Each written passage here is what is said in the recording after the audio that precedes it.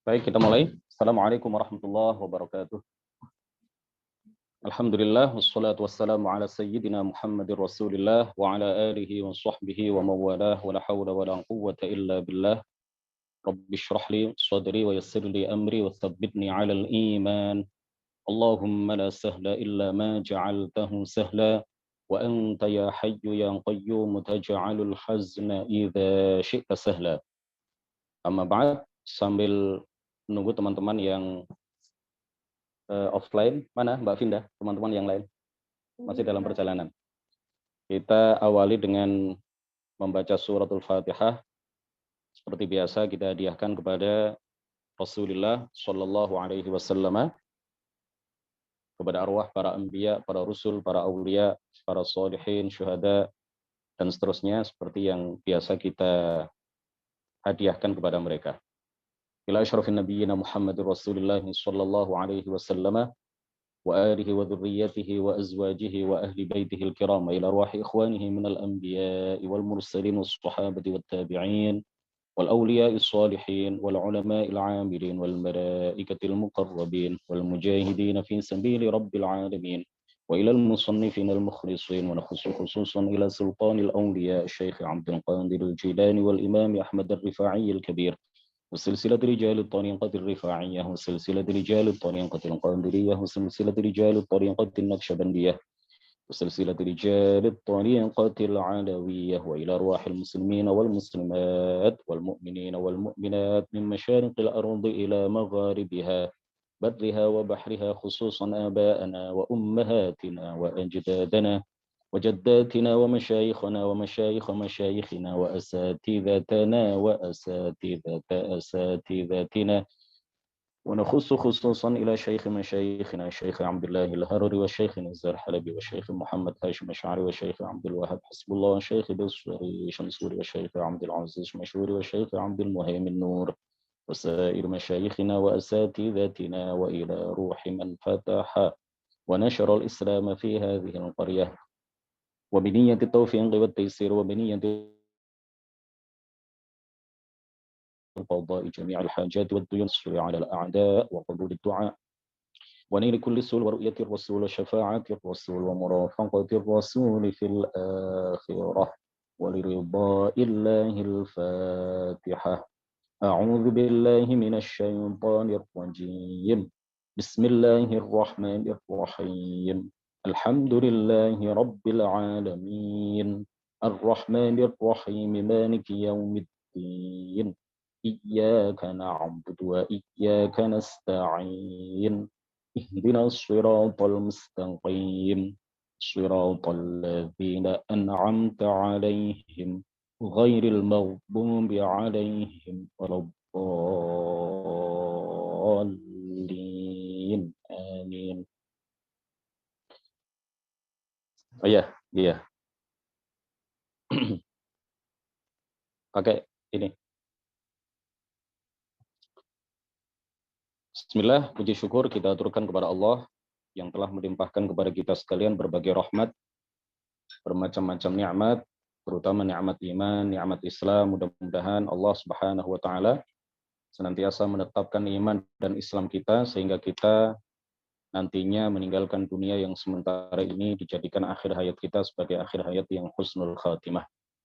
Salawat serta salam mudah-mudahan senantiasa tercurahkan kepada junjungan kita Nabi Agung Muhammad Sallallahu Alaihi Wasallam yang telah mengajarkan kepada kita sekalian satu-satunya agama yang hak, satu-satunya agama yang benar, agama yang tidak hanya dibawa oleh beliau, tetapi juga dibawa dan diajarkan oleh seluruh nabi, seluruh rasul, mulai dari nabi yang pertama sampai nabi yang terakhir, Nabi Agung Muhammad sallallahu alaihi wasallam.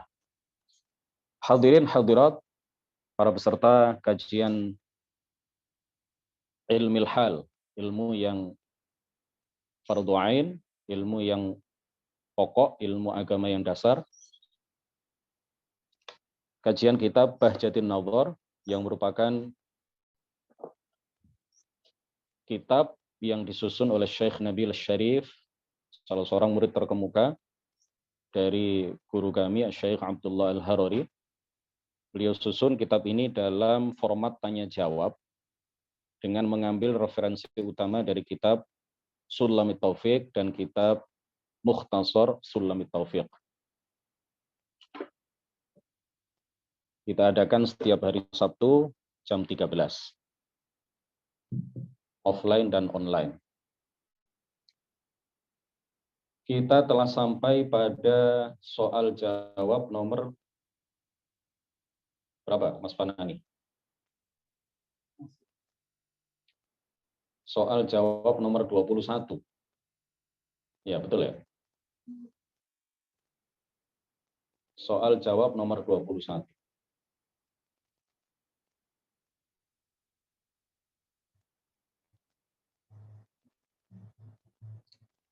Qala al-muallifu rahimahullahu ta'ala wa nafa'ana bihi wa bi'ulumihi wa amaddana bi amdadihi wa afadha alaina min barakatihi amin. A'ati syarhan mujazan li kalimati ma sya'allahu kana wa ma lam yasha' lam yakun. Jelaskan secara singkat mengenai kalimat Masya Allahu kana wa ma lam yasha lam yakun. Maknanya anna kullama aradallahu wujudahu, bahwa segala yang Allah kehendaki ada, la budda an yujad. La budda an yujad. Pasti ia ada. Fil waqti alladhi sya'allahu wujudahu fihi. Pada waktu yang Allah kehendaki. Sawa'un fi dhalikal khairu wasyarru wat ta'atu wal ma'siyatu wal kufru wal iman. Baik hal itu adalah kebaikan, keburukan, ketaatan, kemaksiatan, kekufuran, dan keimanan. Wa ma lam yuridillahu wujudahu, dan apapun yang tidak Allah kehendaki adanya, la yadkhulu fil wujudi, maka hal itu tidak akan masuk dalam keberadaan. Maka hal itu pasti tidak akan ada. Fala yujadu wa la yakun, maka hal itu tidak ada. Maka hal itu pasti tidak ada. Wa masyiatullahi, dan kehendak Allah Subhanahu wa taala, azaliyatun, itu azali, tidak berawal. Abadiyatun, tidak berakhir. La tataghayyaru, tidak berubah, tidak berubah. Wa hadzal lafzu, lafaz yang tadi sudah sama-sama kita sampaikan, kita baca, Masya Allahu kana wa ma lam yasha' lam yakun, ma'khudun, diambil an Rasulillahi, dari Rasulullah sallallahu alaihi wasallam. Rawadzalika, menceritakan, meriwayatkan hal itu Abu Dawud. Imam Abu Dawud fi sunanihi, di dalam kitab Sunan Abi Dawud. Annahu, bahwasanya Rasulullah sallallahu alaihi wasallam, allama ba'dha banatihi, mengajarkan sebagian putrinya, mengajarkan kepada salah seorang putrinya, Masya Allahu kana wa ma lam yasha lam yakun. Apapun yang Allah kehendaki pasti terjadi, dan apapun yang tidak Allah kehendaki pasti tidak akan terjadi. Wal masyiatu, dan masyiah itu definisinya adalah hiya takhsisul mumkini, mengkhususkan makhluk yang mungkin ada dan mungkin tiada secara akal. Bi ba'dhi ma yajuzu alaihi, dengan sebagian yang mungkin berlaku padanya, duna ba'dhin, tidak dengan hal-hal yang lain. Pada pertemuan sebelumnya kita telah menyinggung sedikit tentang masyiah. Perlu kami tegaskan kembali bahwa masyiah atau iradah salah satu sifat 20, salah satu sifat yang wajib bagi Allah Subhanahu wa taala. Artinya adalah takhsisul mumkini bi ba'dhi ma yajuzu alaihi duna ba'dhin. Mengkhususkan makhluk yang mungkin ada dan mungkin tiada secara akal, bi ba'dhi ma yajuzu alaihi, dengan sebagian hal yang mungkin berlaku padanya, dengan sebagian sifat yang mungkin berlaku padanya, dengan tempat tertentu yang mungkin berlaku padanya, duna ba'dhin, tidak dengan hal yang lain, tidak dengan sifat yang lain, tidak dengan waktu yang lain. Jadi fungsi sifat qudrah itu adalah takhsis. Takhsis al-mungkin bi ba'dhi ma yajuzu alaihi duna ba'dhi. Mengkhususkan makhluk tertentu dengan sifat tertentu, tidak dengan sifat yang lain. Mengkhususkan makhluk tertentu hidup di zaman tertentu, tidak di zaman yang lain. Itu fungsi dari sifat iradah Allah Subhanahu wa taala. Tugas atau wazifah kalau dalam bahasa Arab. Wazifatu sifatil qudrah, wazifatu sifatil qudrah. Tugas atau fungsi sifat qudrah itu adalah seperti yang kami sampaikan. Jadi kalau ada seseorang yang dijadikan oleh Allah Subhanahu wa taala memiliki sifat-sifat tertentu, tidak sifat-sifat yang lain. Hidup di masa sekarang, tidak hidup di masa yang lain. Hidup di daerah Mojokerto misalkan, tidak hidup di daerah yang lain. Maka itu kaitannya adalah dengan sifat masyiah. Itu kaitannya adalah dengan sifat iradah. Allah mengkhususkan orang itu dengan sifat-sifat yang ada padanya. Allah mengkhususkan tidak dengan sifat-sifat yang lain. Allah mengkhususkan orang itu, menentukan orang itu, menghendaki orang itu hidup pada masa sekarang, tidak hidup pada masa yang lain. Allah menghendaki, mengkhususkan, menentukan orang itu hidup di daerah Mojokerto, tidak hidup di daerah yang lain. Nah, itu semuanya kaitannya dengan sifat iradah. Masya Allahu kana wa ma lam yasha' lam yakun. Apapun yang Allah kehendaki pasti terjadi. Dan apapun yang tidak Allah kehendaki pasti tidak terjadi. Tetapi ingat roda, sifat masyiah ini hanya berkaitan dengan sesuatu yang berkaitan dengan sifat kudrah. Sama ya, ta'alluqnya sama. Antara sifat iradah dengan sifat kudrah itu kaitannya sama. Yaitu hanya berkaitan dengan sesuatu yang secara akal mungkin ada dan mungkin tiada. Hanya berkaitan dengan sesuatu yang mungkin ada dan mungkin tiada. Jadi salah besar kalau seandainya ada pertanyaan apakah mungkin Allah menghendaki dirinya mati. Nah, matinya Allah itu kan perkara yang mustahil terjadi. Matinya Allah itu adalah perkara yang tidak mungkin terjadi. Adanya Allah adalah sesuatu yang secara akal masuk atau secara akal adalah wajib. Ya, secara akal adalah pasti. Jadi tidak mungkin tiada. Allah tidak mungkin tiada. Makanya dia disebut sebagai al-wajibul wujud. Allah adalah zat yang pasti ada secara akal, tidak mungkin tiada.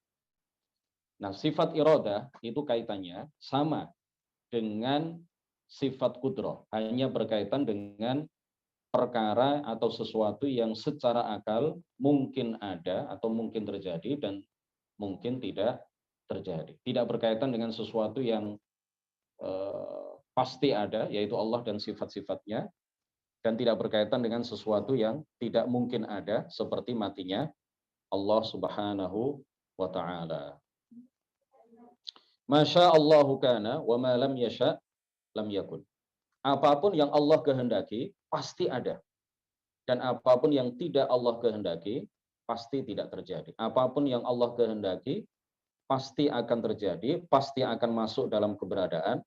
Jadi diistilahkan oleh para ulama, sesuatu atau perkara yang awalnya tidak ada kemudian menjadi ada, itu diistilahkan dengan ungkapan masuk dalam keberadaan. Jadi yang masuk dalam keberadaan itu makhluk. Tidak boleh kita mengatakan Allah masuk dalam keberadaan, karena Allah tidak didahului dengan ketiadaan. Jadi yang masuk dalam keberadaan itu adalah makhluk yang memang didahului oleh ketiadaan. Makanya diistilahkan dengan atau diungkapkan oleh para ulama bahwa makhluk itu masuk dalam wujud, masuk dalam keberadaan karena memang awalnya tidak ada. Awalnya tidak ada, diciptakan Allah, kemudian ada. Artinya apa? Masuk dalam keberadaan. Masya Allahu kana wa ma lam yasha' lam yakun. Apapun yang dikehendaki oleh Allah ada, pasti ada.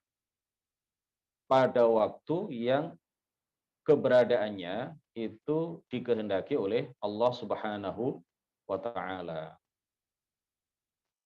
Baik, hal itu adalah kebaikan, keburukan. Kebaikan itu adalah kehendak Allah. Keburukan, kebaikan adalah kehendak Allah. Keburukan adalah kehendak Allah. Ketaatan adalah kehendak Allah. Ketaatan terjadi dengan kehendak Allah. Kemaksiatan terjadi dengan kehendak Allah. Kekufuran terjadi dengan kehendak Allah. Keimanan terjadi dengan kehendak Allah Subhanahu wa Ta'ala. Tetapi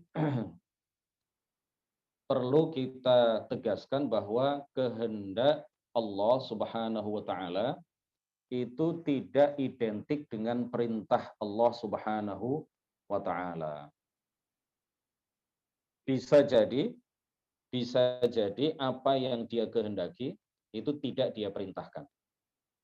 Atau sebaliknya, apa yang dia perintahkan itu bisa jadi tidak dia kehendaki. Jadi perintah dengan kehendak Allah Subhanahu wa Ta'ala itu tidak sama, ya, tidak identik. Beda dengan makhluk. Makhluk itu biasanya apa yang dia inginkan, apa yang dia kehendaki, itulah yang dia perintahkan. Apa yang dia perintahkan, itulah yang dia kehendaki. Allah tidak seperti makhluk. Apa contoh perkara yang dikehendaki oleh Allah Subhanahu wa Ta'ala tetapi tidak diperintahkan? Dikehendaki oleh Allah tetapi tidak diperintahkan. Apa misalkan? Atau sebaliknya, diperintahkan oleh Allah tetapi tidak dikehendaki. Imannya Abu Lahab misalkan. Imannya Abu Lahab itu diperintahkan oleh Allah tetapi tidak dikehendaki oleh Allah Subhanahu wa Ta'ala.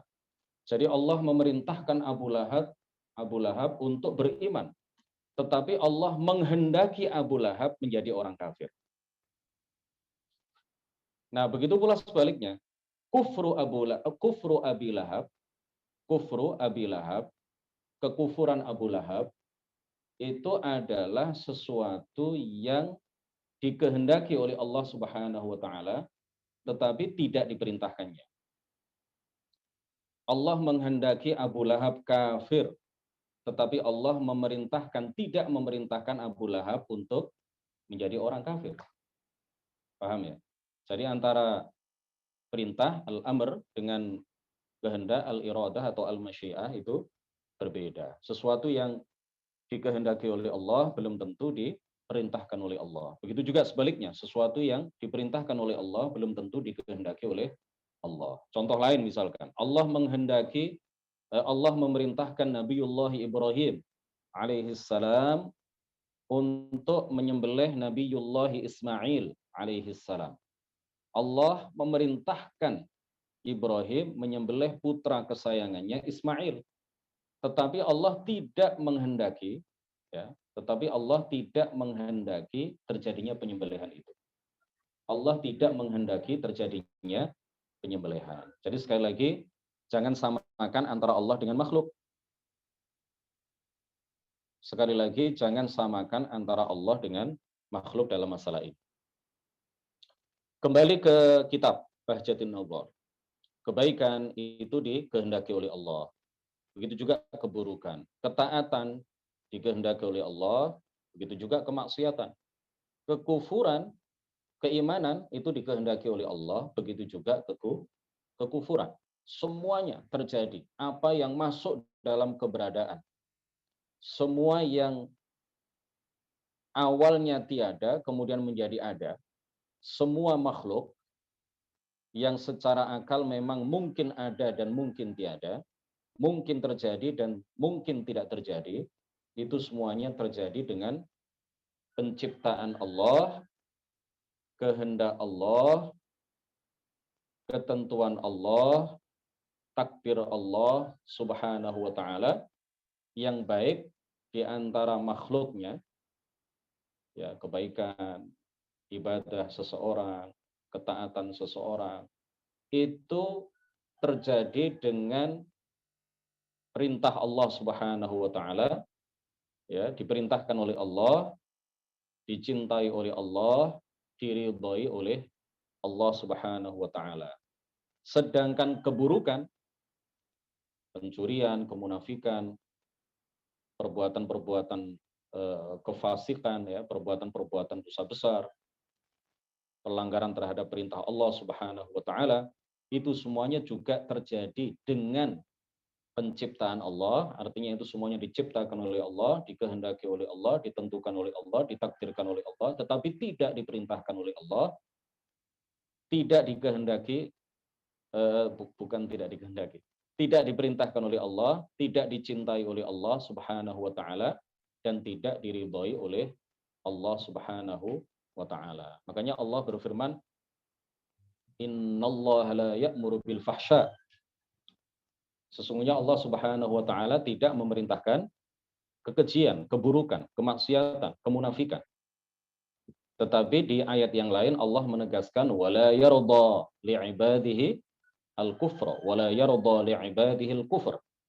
Allah Subhanahu wa taala tidak meridhai kekufuran bagi hamba-hambanya. Nah, untuk mengkompromikan, memadukan antara ayat yang satu dengan ayat yang lain, para sahabat, para tabi'in, para ulama dari masa ke masa, kemudian menyimpulkan satu kesimpulan yang wajib kita yakini. Menyimpulkan satu kesimpulan yang wajib kita yakini. Bahwa kebaikan itu diciptakan, dikehendaki, ditentukan, ditakdirkan, dicintai, diperintahkan, dan diridhai oleh Allah Subhanahu wa taala. Sedangkan keburukan itu terjadi dengan penciptaan Allah, diciptakan oleh Allah, dikehendaki oleh Allah, ditakdirkan oleh Allah, ditentukan oleh Allah, tetapi tidak diperintahkan olehnya, tidak dikehendaki olehnya, dan tidak diridhai oleh Allah Subhanahu wa taala. Dan inilah kesimpulan seperti inilah yang benar, yang sesuai dengan Al-Qur'an, sesuai dengan hadis, sesuai dengan ijma' para ulama ahli sunnati wal jamaah, sesuai dengan ijma' atau kesepakatan umat Islam dari masa ke masa di seluruh belahan dunia. Dan ini yang wajib kita yakini. Dan ini yang sesuai dengan akal sehat kita. Sesuai dengan logika kita. Jadi sesuai dengan Quran, sesuai dengan hadis, sesuai dengan ijma', dan sesuai dengan akal sehat. Bagaimana penjelasan yang terakhir ini? Sesuai dengan akal sehat, sesuai dengan logika. Karena ada sebagian orang Mu'tazilah, sebagian dari mereka meyakini bahwa keburukan itu bukan terjadi dengan penciptaan dan kehendak Allah Subhanahu wa taala. Sebagian orang Mu'tazilah meyakini, mempropagandakan, mengajarkan bahwa keburukan itu yang menciptakan adalah makhluk itu sendiri, hamba itu sendiri, yang menghendaki terjadinya adalah makhluk itu sendiri, tidak ada kaitannya dengan kehendak Allah Subhanahu wa taala, tidak ada kaitannya dengan takdir dan ketentuan Allah Subhanahu wa taala. Ini nggak masuk akal. Ini bertentangan dengan akal sehat siapapun. Akal sehat menyatakan bahwa Allah lah yang menghendaki terjadinya segala sesuatu. Karena dialah Tuhan yang maha kuasa, dia tidak bisa dikalahkan oleh siapapun. Nah, apa yang disampaikan oleh kaum Mu'tazilah, sebagian dari mereka, ketika mereka mengatakan bahwa keburukan itu yang menghendaki terjadinya murni adalah makhluk, yang menciptakannya adalah makhluk, tidak ada kaitannya dengan takdir dan kehendak Allah Subhanahu wa taala, itu artinya Allah memerintahkan berdasarkan apa yang mereka katakan, berdasarkan apa yang disebarkan, dipropagandakan oleh sebagian orang Mu'tazilah, itu artinya Allah memerintahkan kepada hambanya kebaikan, tetapi ada sebagian hambanya, bahkan sebagian besar hambanya yang bisa mengalahkan kehendak Allah, yang bisa mengalahkan perintah Allah, bisa mengalahkan apa yang Allah kehendaki, sehingga kemudian mereka bisa melakukan keburukan. Nah, ini nggak masuk akal. Masa Allah itu kalah? Jadi Allah memerintahkan, menghendaki, ya sebagian orang Mu'tazilah juga menyatakan bahwa perintah itu ya kehendak. Perintah itu ya kehendak. Kehendak itu perintah. Nah, itu artinya berdasarkan apa yang mereka katakan, berarti Allah kalah dengan hambanya. Allah kalah dengan makhluknya. Allah memerintahkan dan menghendaki kebaikan, berarti makhluk bisa melakukan keburukan. Ya, makhluk bisa melakukan keburukan dan bisa mengalahkan perintah dan kehendak Allah Subhanahu wa taala.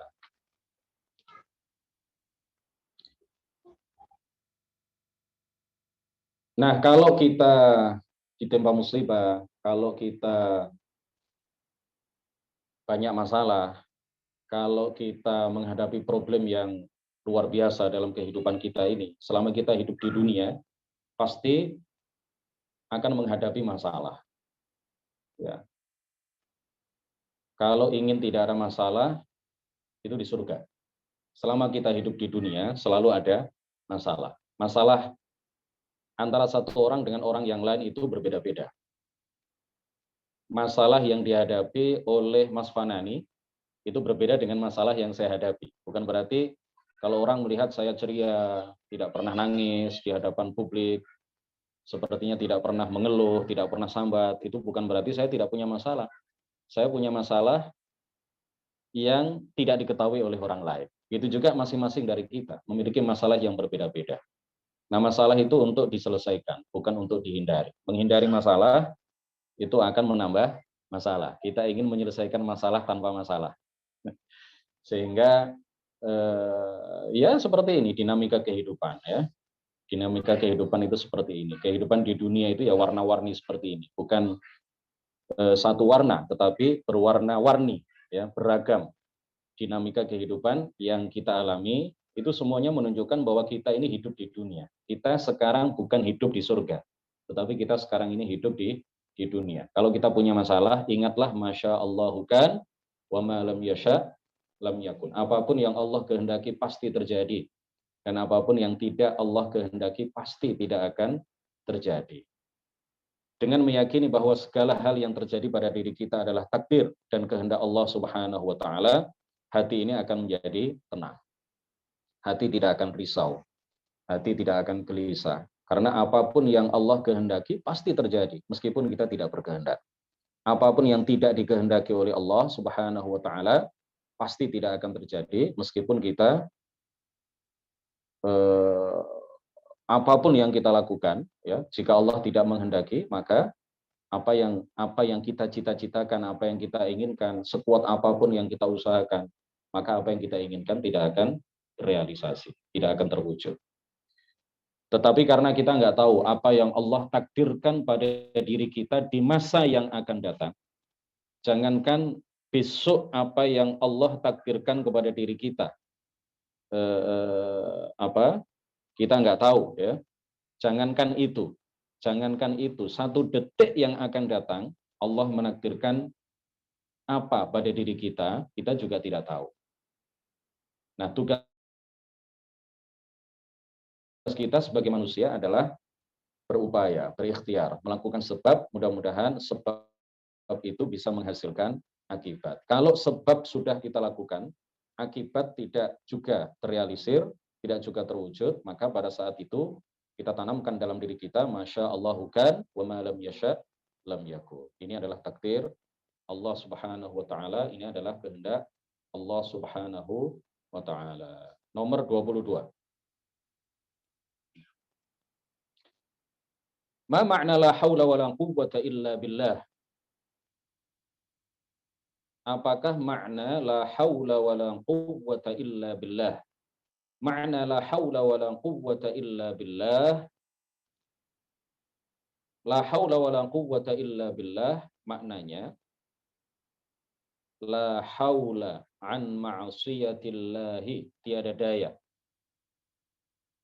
Tiada daya untuk menjauhi kemaksiatan illa bi'ismatillahi, kecuali dengan perlindungan Allah Subhanahu wa Ta'ala. Wala quwwata, dan tidak ada kekuatan ala ta'atillahi, untuk melakukan ketaatan kepada Allah illa bi'aunillahi, kecuali dengan pertolongan Allah Subhanahu wa Ta'ala. Ini salah satu penafsiran dari la haula wa la quwwata illa billah. Ada penafsiran yang lain. Tetapi yang biasa disampaikan oleh masyayikh kita, guru-guru kita, adalah penafsiran yang ini. La haula wa la quwwata illa billah, ay la haula an ma'asiyatillahi illa bi'ismatillah wa la quwwata ala ta'atillahi illa bi'aunillah. Ja'a tafsiruha fi hadithin rawahu Abu Ya'la bi isnadin hasanin. Telah datang penafsiran tersebut dalam hadis yang diriwayatkan oleh Abu Ya'la dengan sanad yang hasan. Ani bin Mas'udin an Rasulillah sallallahu alaihi wasallam, dari sahabat Ibnu Mas'ud dari Rasulullah sallallahu alaihi wasallam. Wa qad thabata annahu sallallahu alaihi wasallam raghaba fihi. Dan telah tetap dalam hadis yang kuat bahwa baginda Nabi sallallahu alaihi wasallam menganjurkan untuk membaca la haula wala quwwata illa billah, atau la haula wala quwwata illa billahil aliyyil azim. Dan juga ada riwayat yang lain. Disebutkan di dalam sebuah hadis bahwa la haula wala quwwata illa billah ini adalah obat dari 90 macam penyakit. Penyakit paling ringan yang bisa disembuhkan oleh zikir la haula wala quwwata illa billah adalah penyakit ham. Ya, penyakit ham. Ham itu penyakit. Ham itu risau, galau, ya, sedih, tidak tenang, hati tidak tentram, ada kepikiran sesuatu. Nah, itu ham. Ya, ada yang merisaukan, ada yang menyibukkan pikiran kita, ya, sehingga tidak fokus melakukan apa yang ada di hadapan kita. Itu ham. Ya. Itu ham itu musibah, ya. Orang yang terkena ham itu musibah. Ya. Risau itu bisa dikatakan sebagai penyakit yang ringan. Tetapi kalau risau berkepanjangan, nah ini penyakit yang sedang atau bahkan bisa menjadi penyakit berat. Dengan sebab risau orang nggak mau makan, dengan sebab risau orang nggak bisa tidur, nggak mau makan, nggak bisa tidur, itu akan menyebabkan berbagai macam penyakit. Dengan sebab risau orang tidak pernah tertawa, tidak pernah tersenyum, tidak pernah bergaul, tidak keluar rumah, mengurung diri di kamar. Nah, itu bisa menjadi penyakit besar dan berat, ya, kalau berkepanjangan. Makanya Rasulullah Shallallahu Alaihi Wasallam dan juga para ulama, guru-guru kita, memberikan ijazah kepada kita kalau kita ditimpa kesedihan, kalau kita ditimpa kerisauan, salah satu yang dianjurkan untuk kita perbanyak membacanya adalah zikir la haula wala quwwata illa billahil aliyyil azim, atau la haula wala quwwata illa billah.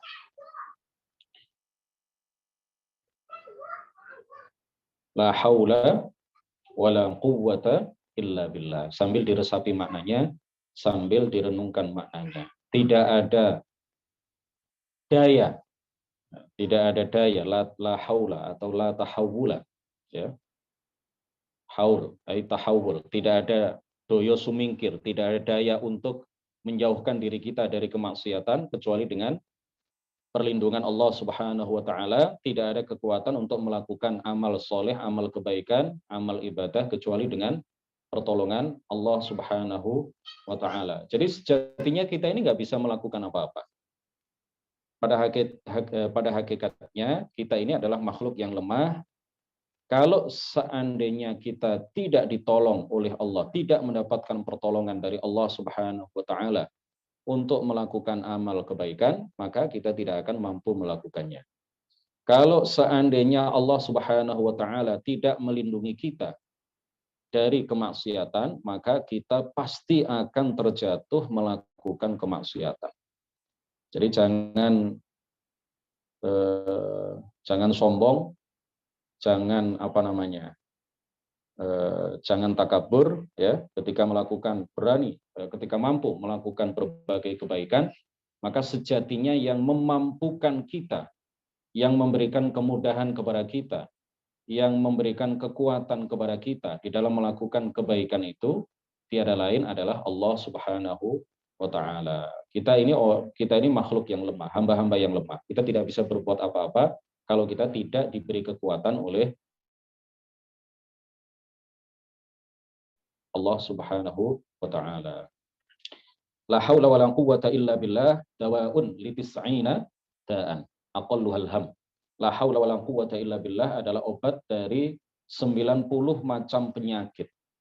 Yang paling ringan adalah ham, penyakit risau yang bisa disembuhkan oleh la haula wala quwwata illa billah.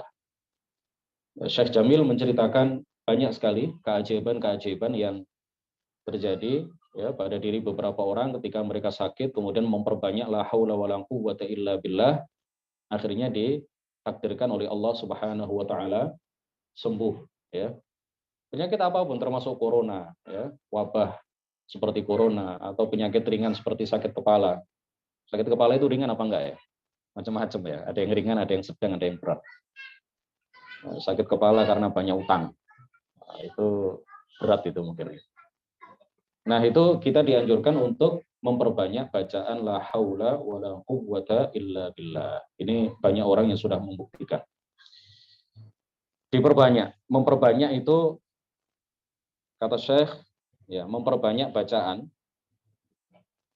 diantaranya adalah la haula wala quwwata illa billah. Yang dimaksud memperbanyak bacaan itu minimal satu hari 300 kali.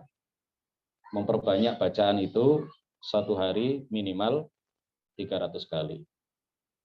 Di dalam hadis yang lain kita dianjurkan untuk memperbanyak istighfar, ya, menetapi man lazimal istighfar, luzum al istighfar, menetapi istighfar, memperbanyak bacaan istighfar. Istighfar ini juga amalan yang sudah mujarrab, dibuktikan oleh banyak orang. Barang siapa yang memperbanyak istighfar, maka Allah Subhanahu wa taala akan memberikan jalan keluar dari masalah yang dihadapi. Memperbanyak itu kata Syekh satu hari minimal 300. Itu artinya memperbanyak. Jadi memperbanyak zikir tertentu, kalau memang tidak disebutkan angkanya, tidak disebutkan berapa kali, perbanyaklah membaca istighfar, perbanyaklah membaca la haula wala quwwata illa billah. Itu artinya apa? Dipahami dari situ, dijelaskan oleh masyayikh kita, minimal satu hari dibaca 300 kali. Minimal, ya, bukan maksimal, minimal, paling sedikit. 23. Saya pengennya keterangannya pendek-pendek, tapi ya mudah-mudahan kalau terlalu panjang ya bermanfaat gitu, ya. Sebenarnya bisa dipanjangkan lagi. Tapi cukup lah, ya. Tidak terlalu, mudah-mudahan tidak terlalu panjang, tidak terlalu pendek keterangannya. Yang penting paham apa yang ditulis oleh pengarang kitab di dalam kitab Bahjatun Nadhar. Ini yang paling penting, yang paling utama. Jangan sampai diterangkan panjang lebar, kemudian apa yang tertulis, apa yang termaktub ini tidak paham. Soal jawab nomor 23. Allah Ta'ala mausufun bikamalin, bikulli kamalin yaliqu bihi. Limadza quyyidat kalimatu kamal bi'ibarati yaliqu bihi. Allah bersifat dengan segala kesempurnaan yang layak baginya. Mengapa kata kesempurnaan ditambahi keterangan yang layak baginya? Kenapa kata kesempurnaan ditambahi embel-embel yang layak baginya? Tidakkah cukup apabila kita mengatakan Allah bersifat dengan segala sifat kesempurnaan titik? Kata para ulama, tidak cukup. Harus ditambahkan keterangan yaliqu bihi. Allah Subhanahu wa taala bersifat dengan segala kesempurnaan yang layak baginya. Kenapa ada tambahan keterangan yang layak baginya? Innama quyyidat hadhil ibaratu bilafzi yaliqu bihi. Kata kesempurnaan ditambahi keterangan yang layak baginya, tiada lain. Ada kata innama itu diartikan apa? Tiada lain. Karena kesempurnaan, ya, li'annal kamala imma an yakuna kamalan fi haqqillahi. Tiada lain karena kesempurnaan ada kalanya kurang A itu ya. Ada kalanya sempurna bagi Allah dan sempurna wa fi haqqi ghairihi, dan sempurna bagi selain Allah Subhanahu wa taala. Kal ilmi, seperti sifat mengetahui. Wa imma an yakuna kamalan fi haqqi ghairihi, dan ada kalanya sempurna bagi selain Allah, walaysa kamalan fi haqqihi, tetapi bukan kesempurnaan bagi Allah Subhanahu wa taala. Seperti apa? Kal wasfi bi rajahatil aqli. Seperti bersifat dengan keunggulan akal. Seperti bersifat dengan keunggulan akal. Jadi kesempurnaan itu ada kalanya sempurna bagi Allah dan sempurna bagi selain Allah. Seperti sifat mengetahui. Tentu pengetahuan makhluk dengan pengetahuan Allah berbeda. Ya, tetapi sifat mengetahui itu apabila disandarkan kepada makhluk, itu adalah sifat kesempurnaan baginya. Sifat pujian baginya. Ya, sifat yang merupakan pujian bagi orang itu. Dan apabila disandarkan dan disifatkan kepada Allah Subhanahu wa taala, itu juga merupakan kesempurnaan dan pujian bagi Allah Subhanahu wa taala. Kemudian yang kedua, ada kalanya kesempurnaan itu sempurna bagi makhluk, tetapi tidak boleh disifatkan kepada Allah Subhanahu wa taala. Bukan kesempurnaan bagi Allah. Seperti apa? Seperti bersifat dengan keunggulan akal. Kalau kita mengatakan akal orang ini unggul, orang ini cerdas, orang ini pemikirannya matang, itu adalah pujian bagi makhluk. Tetapi kematangan akal, keunggulan akal, kecerdasan akal, itu tidak boleh disifatkan dan tidak boleh disandarkan kepada Allah Subhanahu wa taala. Karena apa? Karena kalau dikatakan bahwa Allah memiliki keunggulan akal, kalau dikatakan bahwa Allah memiliki keunggulan akal, itu artinya Allah bersifat dengan sesuatu yang baharu, sesuatu yang awalnya tiada kemudian menjadi ada. Apa itu? Ya akal itu. Ya. Berarti Allah membutuhkan kepada yang lain yang menjadikan dia cerdas, ya. Yang membutuhkan apa? Pihak lain atau sesuatu yang lain yang menjadikan Allah Subhanahu wa taala memiliki akal yang unggul. Nah, Allah tidak boleh dikatakan memiliki akal yang unggul. Allah adalah pencipta seluruh akal. Maka tidak boleh dikatakan Allah memiliki akal. Ya, walaupun ditambahi keterangan akal yang cerdas. Ya, ada sebagian orang yang mengatakan bahwa Allah adalah al-aqlul mudabbir. Sayyid Qutb mengatakan bahwa Allah adalah al-aql al-mudabbir. Tidak boleh. Kufur kalau menyandarkan sifat al-aql al-mudabbir, ya kepada Allah Subhanahu wa taala. Tidak boleh kita mengatakan Allah adalah akal yang maha mengatur. Tidak boleh. Karena akal itu makhluk. Karena akal itu makhluk, tercipta. Akal itu ya akal itu ada pada diri makhluk. Allah adalah pencipta akal. Waqad yakunul wasfu madhan lillahi ta'ala wa dhamman fi haqqil insan. Dan terkadang penyematan sebuah sifat itu pujian bagi Allah dan celaan bagi manusia. Seperti penyifatan atau penyematan sifat al-jabbar. Ya, seperti penyifatan, mau saya terjemahkan penyifatan kok nggak enak gitu ya. Ya terserah lah. Kalau menurut saya kok nggak enak gitu. Penyifatan, penyematan, sifat al-jabbar.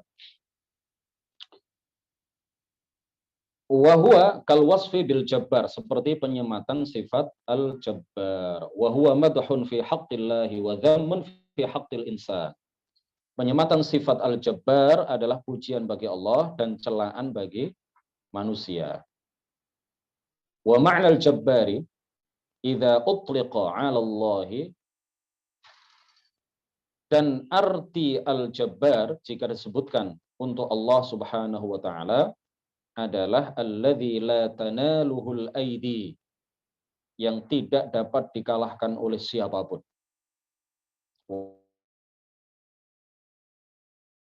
Wala yaqa'u fi mulkihi ghairat. Kalau saya talaki dulu kepada Syekh Salim itu wala yaqa'u fi mulkihi. Seturut di situ tertulis apa? Talakinya milkihi. Saya dulu dari Syekh Salim itu saya kasih harokat kitab saya fi mulkihi. Tapi ya hampir sama saja, hampir sama. Allah a'lam. Syekh Ahmad Ajur membaca kata Ustaz Duro ada di depan saya ini. Syekh Ahmad Ajur, kalau di situ tertulis apa? Nggak ada. Di PDF fi milkihi. Saya dulu talakinya fi mulkihi, Ustaz Duro talakinya fi milkihi. Nanti akan kita pastikan lagi. Syekh Salim dulu bacanya fi mulkihi. Alladzi la tanaluhul aidi, yang tidak dapat dikalahkan oleh siapapun. Kalau dibaca fi milkihi berarti wala yaqa'u fi milkihi ghairu ma arad, dan tidak terjadi dalam kepemilikannya apapun yang tidak ia kehendaki. Kalau dibaca fi mulkihi dan tidak terjadi dalam kekuasaannya apapun yang tidak ia kehendaki. Tidak terjadi apapun yang tidak ia kehendaki dalam kekuasaan dan kepemilikannya.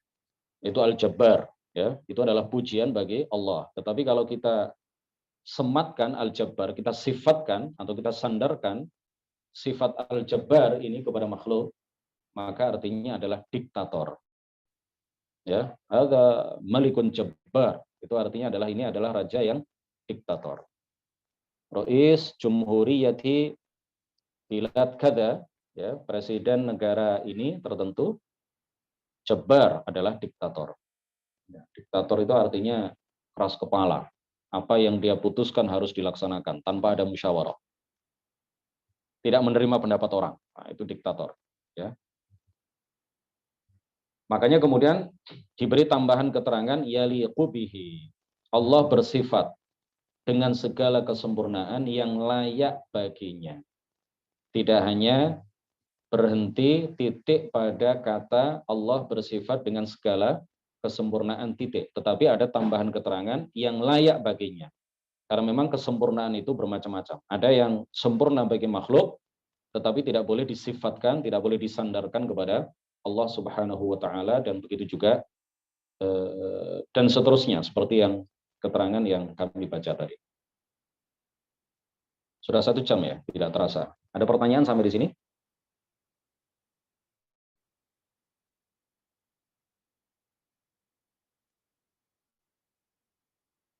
Nanti akan kita share terjemahnya format PDF ya. Kemarin sudah saya share bagian pertama, soal jawab nomor 1 sampai nomor 23. Insya Allah nanti nomor 24 sampai nomor sekian nanti akan saya share dalam format PDF. insya Allah di grup ngaji bareng UNR atau di grup kalau admin dari grup KBP kajian bersanad pilihan nanti minta akan kita kasih juga untuk di-share di grup KBP. Ada pertanyaan teman-teman yang offline?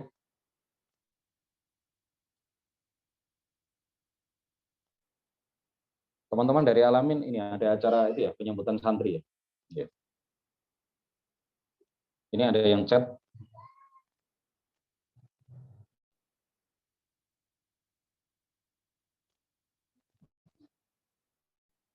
Ustadz minta ulang apa ini? Al-aqlu. Ustadz sebut tadi. Apa maksudnya ini? Ya ada sebagian tokoh yang sangat dikultuskan oleh sebagian kalangan menyebut bahwa Allah Subhanahu wa taala sebagai al-aqlu al-mudabbir. Al-aqlul mudabbir. Ini tentu adalah ilhad. Ini adalah ilhad fi asma'illah. Tidak boleh ya, dilarang oleh Allah Subhanahu wa taala memberikan nama bagi Allah dengan nama-nama yang tidak disebutkan di dalam Al-Qur'an dan tidak disebutkan di dalam hadis dan juga tidak berdasarkan kesepakatan para ulama.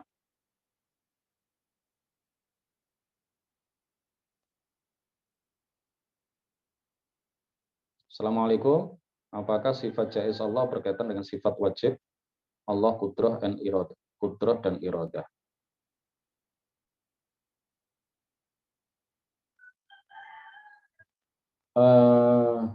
Apa maksudnya ini? Yang saya tangkap begini.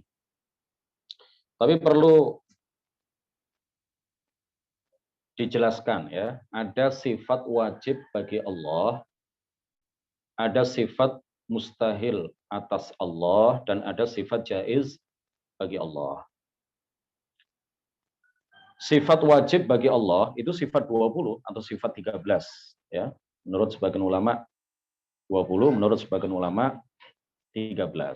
Sifat wajib itu adalah syarat-syarat ketuhanan. Seandainya Tuhan tidak bersifat dengan salah satu dari sifat 13 atau sifat 20, maka tidak disebut sebagai Tuhan. Dan sifat 20 atau sifat 13 yang disebut sebagai sifat wajib bagi Allah, ini pasti Allah bersifat dengan sifat-sifat tersebut. Sedangkan sifat-sifat mustahil atas Allah atau bagi Allah adalah kebalikan dari sifat 13 atau kebalikan dari sifat 20. Sifat wujud itu sifat wajib, adam itu berarti sifat mustahil. Adam itu artinya tidak ada. Qidam adalah sifat wajib, Allah tidak berawal, tidak bermula, tidak memiliki permulaan. Huduts itu adalah sifat mustahil.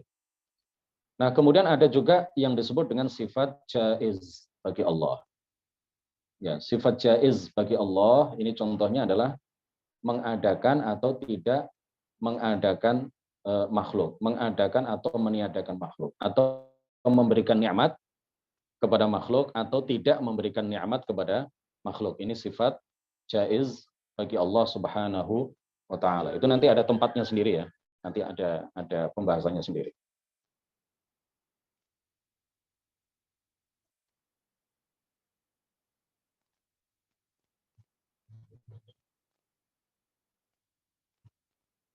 Perbanyak apa ini?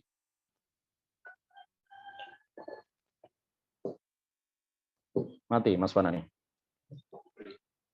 Perbanyakan suatu amalan harus dibaca berapa kali, itu apakah batas minimal kemanjurannya? Mati ya? Yang saya dapatkan itu seperti itu ya. Yang saya dapatkan dari masyayikh diantaranya adalah Syekh guru kami Syekh Thariq Laham, itu memperbanyak ya, jika ada sebuah hadis atau ada seorang ulama yang mengatakan perbanyaklah untuk membaca bacaan tertentu, itu berdasarkan pengalaman orang-orang yang pernah mengamalkannya, itu dibaca. Ini nggak ada hadisnya, memperbanyak itu dalam jumlah berapa ya, amalan tertentu itu memang nggak ada hadisnya. Tetapi berdasarkan pengalaman para ulama kita, para guru-guru kita, itu minimal dibaca 300 supaya ada efek yang akan kita dapatkan. Ya, segala sesuatu terjadi dengan takdir Allah Subhanahu wa taala. Tetapi para ulama berdasarkan pengalaman mereka, jika amalan-amalan tertentu itu dianjurkan untuk diperbanyak membacanya, maka minimal adalah sampai angka 300. Ya, kalau kurang dari itu ya dicoba saja. Kalau kurang dari itu mungkin ya khasiatnya berkurang. Kalau lebih dari itu asalkan dibaca dengan lafadz yang benar ya. Dibaca dengan sedikit, dibaca dengan lafadz yang benar itu lebih bagus daripada dibaca dengan banyak tetapi dengan lafadz yang tidak benar. Ya, membaca dengan lafadz yang tidak benar itu juga menghilangkan khasiat.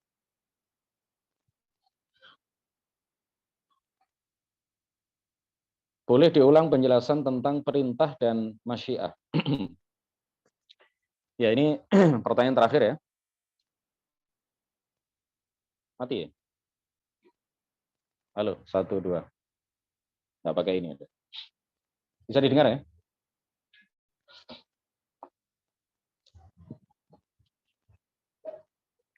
Jadi masyiah atau kehendak Allah Subhanahu wa taala itu bukan perintahnya. Perintah Allah Subhanahu wa taala itu bukan kehendaknya. Berbeda antara perintah dengan kehendak. Harus dibedakan antara perintah dengan Allah Subhanahu wa taala. Sesuatu yang diperintahkan oleh Allah Subhanahu wa taala itu belum tentu dikehendaki oleh Allah. Sesuatu yang diperintahkan oleh Allah itu belum tentu dikehendaki oleh Allah. Contohnya apa? Allah Subhanahu wa taala memerintahkan Abu Lahab untuk beriman. Tetapi Allah tidak menghendaki Abu Lahab beriman. Paham ya? Mas Ardian? Paham? Jelas? Allah memerintahkan Abu Lahab beriman, tetapi Allah menghendaki Abu Lahab kafir. Atau Allah tidak menghendaki Abu Lahab beriman. Berarti kan beda antara perintahnya dengan kehendaknya. Contoh lain seperti yang tadi kami sampaikan, Allah memerintahkan Nabiullah Ibrahim alaihissalam melakukan penyembelihan terhadap Ismail alaihissalam. Tetapi Allah tidak menghendaki terjadinya penyembelihan itu. Ia perintahkan tetapi tidak ia kehendaki. Imannya Abu Lahab itu ia perintahkan tetapi tidak ia kehendaki. Sebaliknya, kufurnya Abu Lahab ya.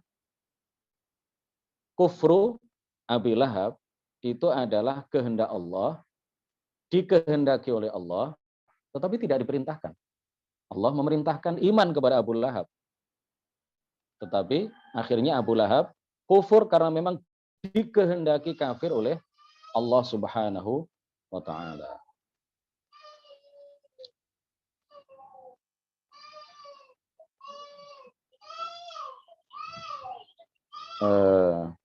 Belum yang terakhir ya, masih ada pertanyaan lagi. Assalamualaikum Ustadz, penggunaan kata cemburu untuk Allah itu bagaimana Ustadz? Misalnya ada orang yang mengatakan Allah itu cemburu melihat hambanya berlama-lama memegang HP daripada berzikir. Itu bagaimana Ustadz? Kalau orang itu memahami arti cemburu sebagaimana dikatakan oleh para ahli bahasa, paham mengenai makna cemburu, kemudian dia tetap menisbatkan sifat cemburu kepada Allah, ya bukan orang Islam. Tetapi apabila orang itu tidak paham mengenai makna cemburu. Jadi cemburu dalam bahasa Indonesia itu kan infial ya. Cemburu, marah, cinta, sayang itu kan infial. Dalam bahasa Arab artinya apa? Infial. Infial itu luapan emosi, luapan perasaan, ya. Cemburu, cinta, marah, sayang itu adalah infial, luapan perasaan, luapan emosi. Nah, cemburu, cinta, murka, marah, sayang dalam arti infial, dalam arti luapan perasaan itu hanya boleh disandarkan kepada makhluk, tidak boleh disandarkan, tidak boleh disifatkan kepada Allah Subhanahu wa taala. Jika seseorang memahami makna cemburu dengan makna luapan emosi, luapan perasaan, dia paham arti yang sebenarnya, tetapi kemudian dia sifatkan itu kepada Allah, ya bukan orang Islam. Tetapi kalau orang itu tidak paham makna cemburu, dia berpikir bahwa cemburu itu memiliki makna yang tidak sama ya, apabila dinisbatkan kepada makhluk. Lalu dia nisbatkan kepada Allah Subhanahu wa taala, ya dia tidak keluar dari agama Islam. Jadi tergantung pemahaman seseorang mengenai makna cemburu itu, ya. Tetapi ala kulli hal, kata cemburu tidak layak disifatkan kepada Allah Subhanahu wa taala. Demikian kajian kita pada siang hari ini. Mudah-mudahan barokah dan manfaat. Nanti akan saya tambahkan waktu untuk pertanyaan secara offline ya. Kalau secara online kita batasi sampai di sini. Nuhallil wa nusalli ala nabi la ilaha illallah. Allahumma salli ala sayyidina Muhammad wa ala alihi wa sahbihi wa sallim. Rabbi ghfirli wa liwalidayya wa lil mu'minina wal mu'minat. Wassalamualaikum warahmatullahi wabarakatuh.